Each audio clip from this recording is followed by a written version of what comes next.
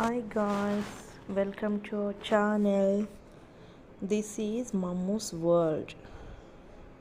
నేనైతే ఈరోజు chicken curry చేస్తున్నాను నా స్టైల్లో. ఫస్ట్ కడాయి పెట్టి ఆయిల్ వేసేసి దాంట్లో మసాలా దినుసులు నేను చూపించిన విధంగా చెక్క, స్టార్, బిర్యానీ లీఫ్ వేసేసి లవంగం, తర్వాత ఆనియన్, కట్ చేసిన ఆనియన్ వేసేసి కొంచెం కట్ చేసిన ఆనియన్ వేసేయాలి. తర్వాత దాన్ని అలా తిప్పేసి ఇప్పుడు కొద్దిసేపు మూత పెట్టేసి రెడ్ అయ్యాక సాల్ట్, కొంచెం రెడ్ అవ్వడానికి ఆనియన్స్, సాల్ట్ యాడ్ చేయాలి. అండ్ దెన్ అలా కలిపేసేయాలి. తర్వాత వచ్చేసి జింజర్ గార్లిక్ పేస్ట్, అల్లం వెల్లుల్లి పేస్ట్, చికెన్, మనకు కావాల్సినంత చికెన్ తీసుకోవాలి.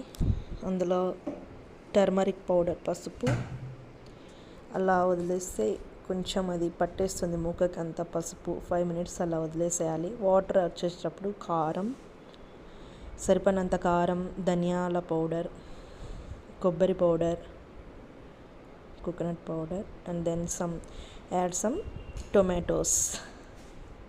మనకు కావాల్సినంత టొమాటో వేసుకొని, కర్రీకి కావాల్సినంత టొమాటో వేసుకొని గ్రేవీకి సరిపడా వాటర్ వేసుకోవాలి. ఇక్కడ నేనైతే 2 cups యాడ్ చేశాను. 2 minutes అలా వదిలేసేయాలి. బాయిల్ అయ్యే టైంలో ఓపెన్ చేసి ముక్క ఉడికిందా లేదా చూసుకోవాలి. అలా తిప్పేసి ముక్క ఉడికిందా లేదా చూసుకోవాలి.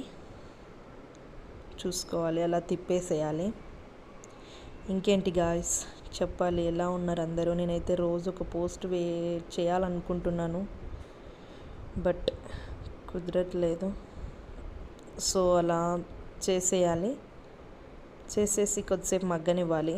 ఓపెన్ చేసి మన గుమగుమలాడే chicken curry is ready. Yummy.